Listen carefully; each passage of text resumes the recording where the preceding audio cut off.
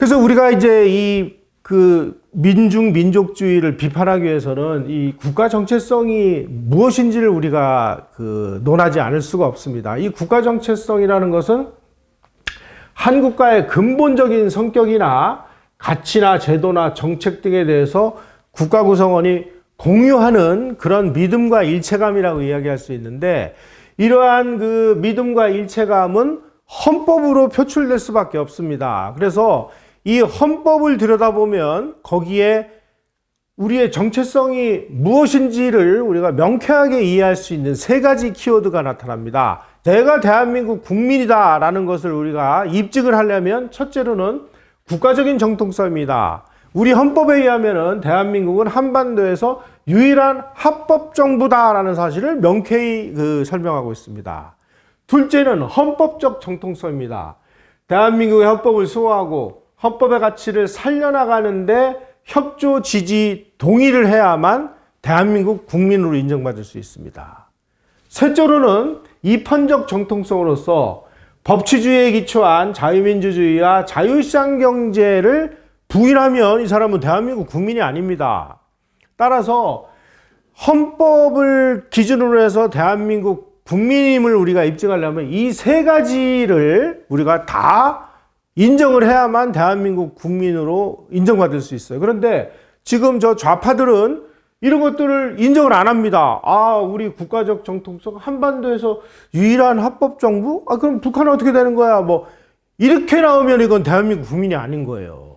그 다음에 자유민주주의와 시장경제? 이런 거 말고, 우리 사회적, 계획경제, 혹은 말이야, 경제민주화를 통해가지고 모두가 잘 사는, 모두가 잘 살면 얼마나 좋아요. 이게 안 되니까 문제죠. 이런 걸 부정을 하면 대한민국 국민일 수가 없는 거예요.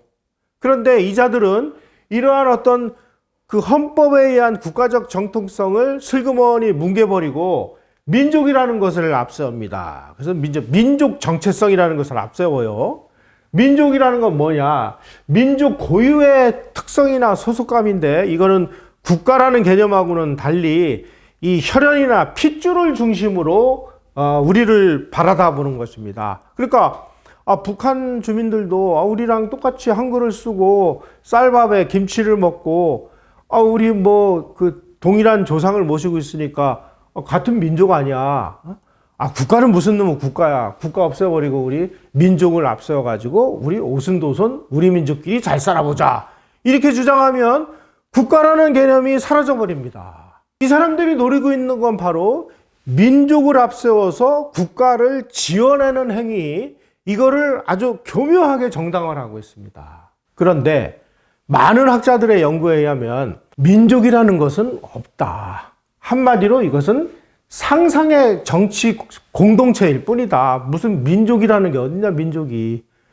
국가지. 근대 국가에서 국가라는 것은 그 나라가 표상을 하고 있는 그런 가치를 공유하는 사람들이 모여있는 이런 집단이지, 핏줄이고 나발이고 어딨냐 말이죠. 그래서 민족을 앞세우는 사람들은 뭔가 이게 수상한 사람들이에요.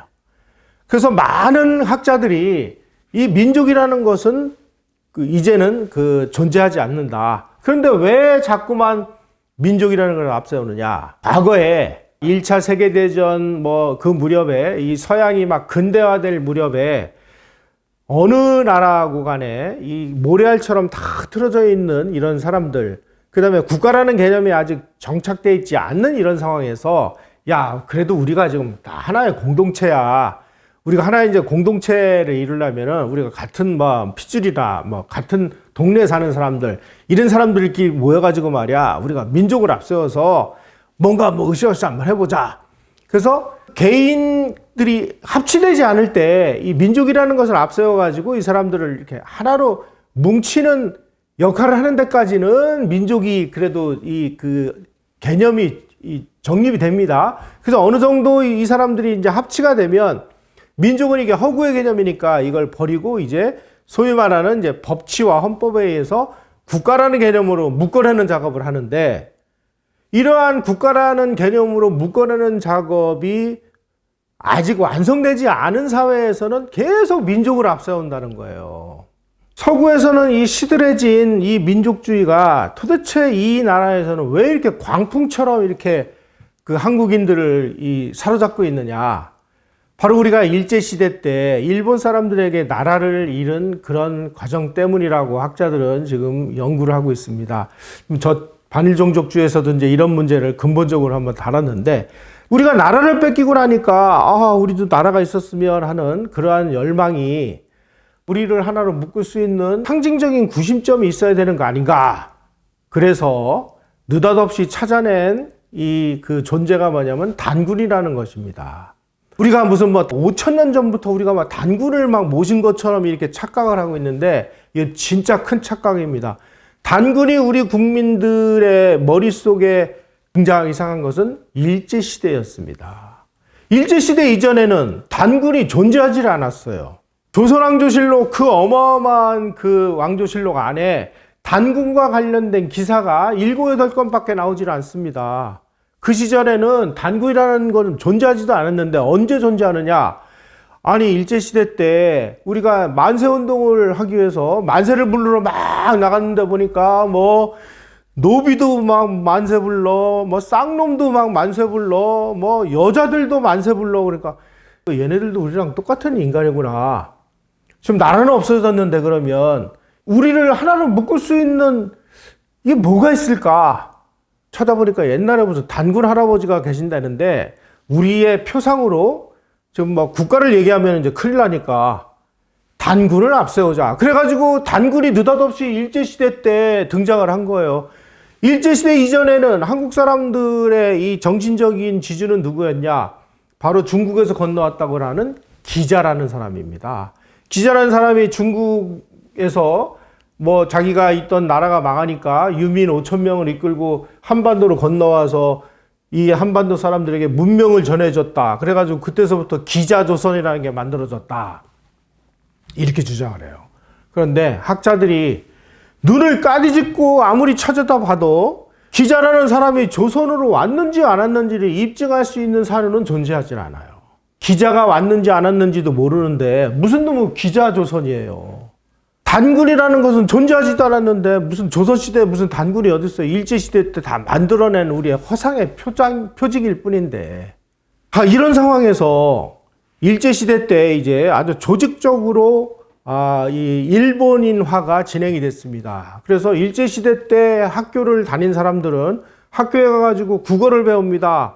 국어를 배우면 지금처럼 우리가 그 한글을 배우는 게 아니라 국어는 일본어였어요. 그리고 학교에서 한글을 못 쓰게 합니다. 다 일본어로 얘기를 해요. 그 다음에 국가를 이야기합니다. 국가를 불러라. 그럼 우리는 애국가를 부르죠. 동해물과 백두산이. 그때는 뭘 불렀냐? 기미가요를 국가로 불렀어요. 일본 국가. 그러니까 이 사람들이 이제 다 일본인으로 동화가 된 거예요. 그래가지고 이름도 다 창씨개명을 해가지고 일본 이름으로 써있고, 일제시대 때 학교를 다닌 사람들은 거의 다 일본인으로 동화가 돼버린 거예요. 근데 어느 날 해방이 됐어. 해방이 되니까 이제 너희들 이제는 일본 사람 아니야. 너희들 이제부터는 한국인이야. 그 한국인임을 우리가 만들어내기 위해서, 느닷없이 한국인으로 만들어내기 위해서 학교에서 아주 민족의식을 고양하고 반일 교육을 대대적으로 시행을 하면서 이 반일 종족주의라는 것이 한국인들의 내면에 이제 쌓이기 시작을 했고, 그 내면에 쌓여 있는 이 반일 종족주의를 교묘하게 자기의 정치적인 무기로 써먹은 사람이 바로 아까 말씀드린 그 김대중이라는 사람이다 이거죠. 일본 사람이 된 한국인을 어떻게 하면 빨리 한국인으로 만들까 하는 과정에서 이순신 장군, 안중근 의사 이런 사람들을 막 앞세워가지고 그냥 홍범도, 김자진 이런 사람들을 막 만들어내가지고 김자진이가 일제시대 때 무슨 못된 짓을 했든지 간에 상관없이, 홍범도 같은 사람은 저게 무슨 한국을 위해서 독립운동했어요? 저 소련 공산당 아닙니까? 소련을 위해서 일한 사람인데 이런 거하고 상관없이 건국훈장을 갖다 남발을 하고 이래서 아주 이 소위 말하는 거대한 민족의 환상을 만들어낸 것이죠. 이게 이러한 부풀려진 항일 투쟁을 앞세워가지고 한국인이라는 것을 창조해내는 과정에서 반일 종족주의라는 것이 한국인들에게 강제가 됐고, 그것을 이제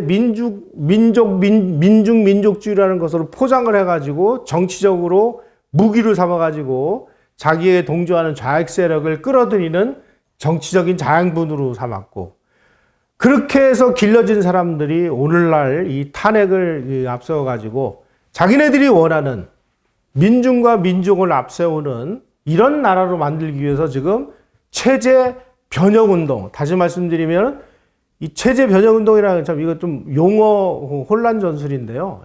대한민국의 이 체제, 다시 말씀 자유민주주의와 시장경제 체제를 뒤집어 엎어가지고 사회주의 계획경제로 만들자 하는 지금 폭동 반란을 일으키고 있는 것이죠.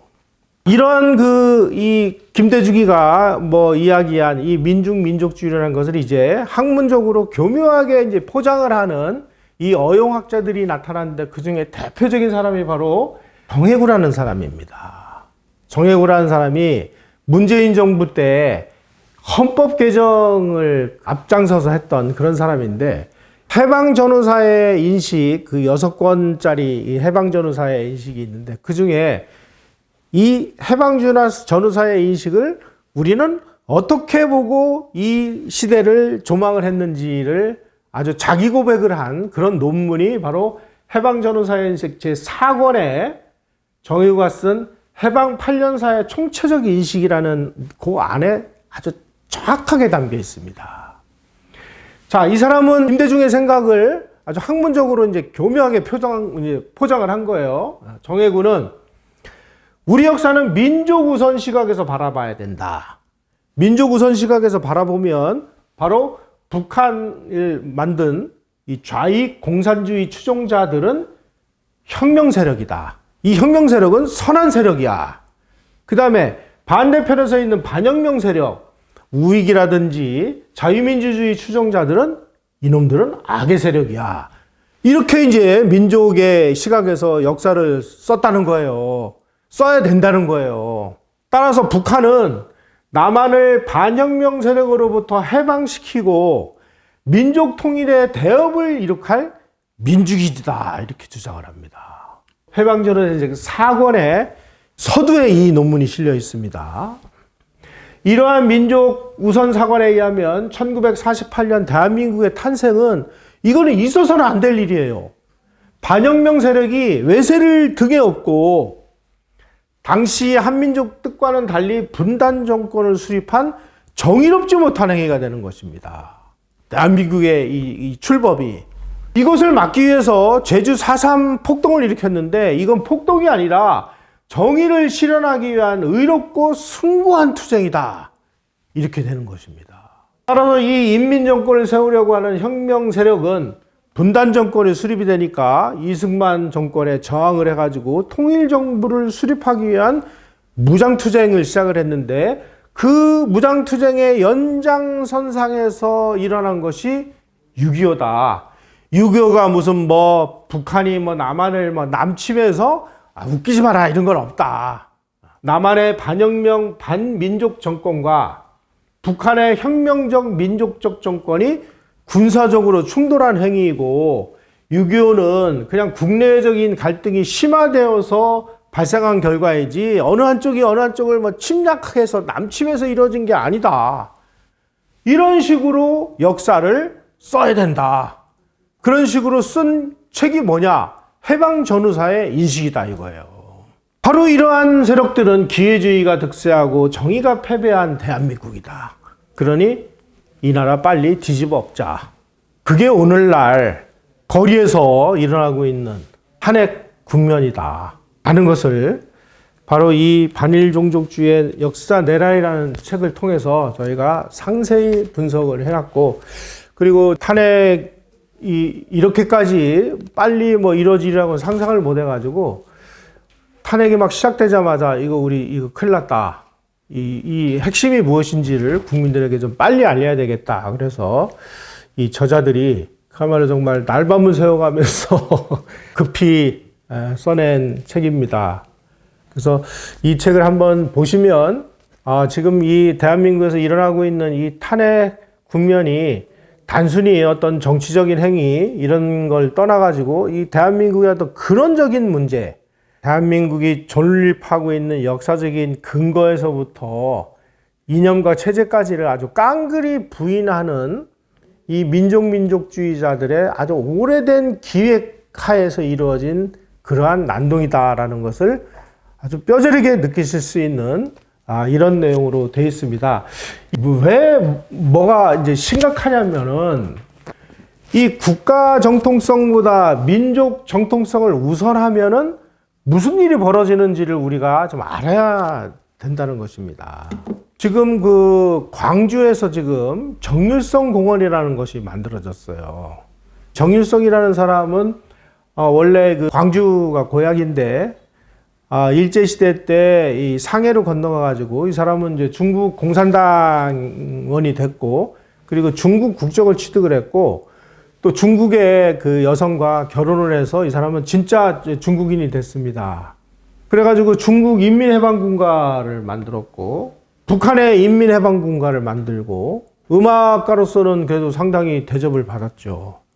그리고 6.25가 그 터지니까 이 사람은 중공군으로 한국에 옵니다. 중공군으로 한국에 와가지고 서울에서 조선 전통 악보 이런 거를 그 전부 약탈해가지고 중국으로 가져간 사람이에요. 이런 어떤 면에서 보면은 이제 대한민국에 아주 극적으로 반대하는 이런 사람도 민족사적인 입장에서 보면 이 사람은 세계적인 음악가고 그래도 중국의 인민해방군가를 만들고 북한의 인민군가를 만들었으니까 이거 훌륭한 이러한 음악가 아니냐.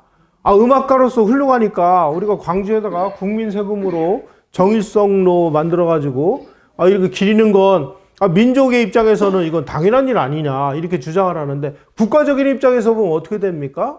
이 사람은 대한민국을 침략한 사람인 동시에 대한민국의 재산을 약탈해간 사람인 동시에 대한민국을 그 침략한 사람들을 도운 중공군의 핵심 요인이었다는 사실입니다. 국가적으로 보면 뭐예요? 이건 반역자죠. 이러한 반역자를 대한민국 국민의 세금으로 광주에다가 이렇게 거리를 만들어가지고 기리는 건 옳으냐. 국가적인 차원에서 보면 이건 진짜 심각한 일이 벌어진 것입니다. 그럼에도 불구하고 민족의 이름으로 이걸 포장을 해서 이 짓을 하고 앉아있다. 홍범도도 마찬가지입니다. 아니 이 사람 뭐 항일 무장투쟁을 했고 무슨 뭐 봉오동 청산리 전투를 뭐 승리로 이끌었다 하는데 알고 보니까 봉오동 청산리 전투가 승리했다고 하는 어떠한 근거도 지금 존재하지 않습니다. 일본이 오죽했으면 청산리 전투 같은 건 없었어. 그리고 뭐 봉오동이 뭐 한국 독립군이 승리했다고 웃기는 소리 하지 마라. 그래가지고 일본이 봉오동 전투와 관련해가지고 그 당시에 이 전투에 참여했던 부대 전투상보를 공개를 했어요. 거기 보니까 일본군이 압도적으로 승리한 전투예요.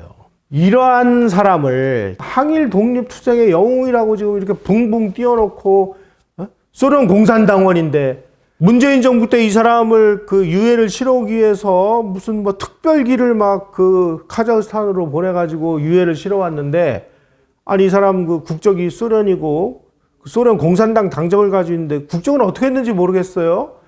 아마 제가 알기로는 아마 누군가가 가서 홍범도 국적을 포기하고 대한민국 국적을 아마 새로 취득을 하는 이런 뭐 이상한 일을 벌였을 거예요. 소련 국적에 소련 공산당원 유해를 우리가 어떻게 마음대로 실어옵니까? 이러한 사람도 민족의 이름으로 보면은 이렇게 훌륭한 사람으로 바꿔치기를 할 수 있는, 그래서 이 국가와 민족을 헷갈리면 진짜 큰 참극이 빚어진다. 그럼에도 불구하고 오늘날 대한민국의 국회의원들 이런 사람들은 국가의 입장이 아닌 민족의 입장에서 지금 북한을 편들고 북한하고 뭔가를 해야 되고 북한을 도와주지 않으면 안 되는 이런 주장을 아직까지도 하고 앉아 있는데, 민족으로 선하고 국가를 지원하려고 하는 사람들은 국가의 입장에서 보면은 이 사람들은 반역자입니다. 그런 반역자들이 지금 국회에 입성을 해가지고 국회의원이 배지를 달고 대한민국을 파괴하는 데 앞장서고 있는 이런 난동의 주역을 벌이고 있다. 이 사람들의 이 사고 체계와 가치관, 도대체 이게 뭐냐? 이걸 제대로 알아야만 우리가 이 탄핵을 제대로 이해할 수 있다. 이렇게 저희가 낸 책입니다. 그래서 앞부분에 보면 대한민국을 부정하는 반일 종족의 거짓말 문화, 바로 이 거짓말 문화가 대한민국을 탄핵했다. 그리고 그러한 거짓말에 아주 몸통을 거슬러 올라가 보니까 김대중이가 나타나더라. 김대중의 정체를 바로 알아야 대한민국이 바로 설 수가 있습니다. 관심 있는 분들은 꼭 이 책을 한번 읽고 우리가 이 민족이라는 것을 앞세우는 것이 얼마나 위험한 사고방식인지 제대로 깨달으시기를 바라면서 이것으로 방송 마치겠습니다. 고맙습니다.